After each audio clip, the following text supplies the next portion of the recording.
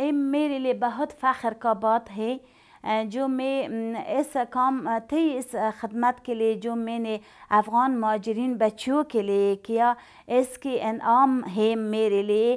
اور میں ایک افغان کی صفت سے کہ میں ایک افغانی ہوں، میں ایک عورت ہوں، میں ایک مسلمان ہوں اور میں ایک ٹیچر ہوں، اس نام پر یہ ایوارڈ مجھے حاصل ہوئے، مجھے بہت فخر اور بہت خوشی کا بات ہے۔ عاقلہ صاحبہ، تعلیم کے لیے جو ایوارڈ آپ کو دیا جا رہا ہے، اس سے آپ کی کوششوں کو کتنی تقویت ملے گی؟ بہت فائدہ پہنچتے، یعنی میرا پہلا پروگرام یہ ہے کہ میں افغانستان کی جو وہ ایسے علاقے سے جنگ ہے، اس جنگ کی وجہ سے لوگ بے گھر ہو چکے ہیں اور نقل مکان کرتے ہیں جنگ کی وجہ سے، اور محروم بچوں کے لیے جو اسکول جانے کے لیے اجازت نہیں ان کے لیے، اور وہ مہاجر بچوں جو پاکستان اور ایران سے عودت افغانستان کی دوبارہ جاتے ان کے لیے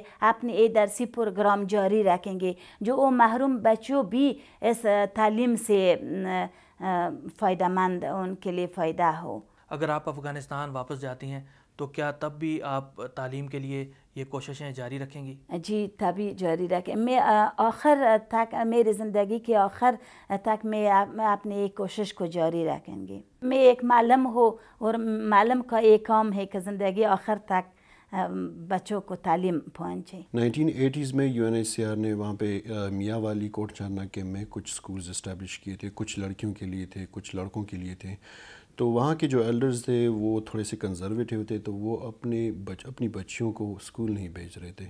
تو وہ اسکول جو ہم نے تعمیر کیے تھے وہاں پہ، وہ 10 سال 12 سال تک بالکل ڈیزرٹڈ تھے۔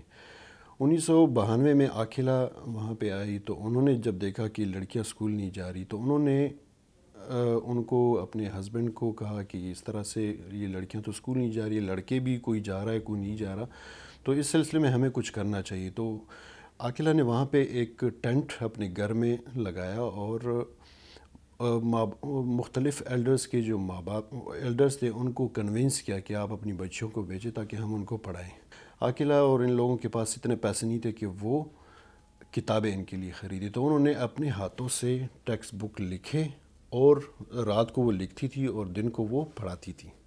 تو دن کو وہ پڑھاتی تھی تو اتنے میں جو ہے 3 سال تک انہوں نے اس طرح سے فری آف کاسٹ ان بچوں کو پڑھایا۔ تو وقت کے ساتھ ساتھ جو ہے جب ایلڈرز نے دیکھا کہ ان کی بچیوں میں جو ہے ایک چینج آ گیا ہے، وہ کوکنگ کر سکتی ہے، ان کے اندر بڑے کی تمیز، بڑے اور چھوٹے کی تمیز آ گئی، تو انہوں نے جو ہے اس چینج کو دیکھتے ہوئے ان سکولوں کو الاؤ کر دیا کہ وہ سکولز کھل جائیں۔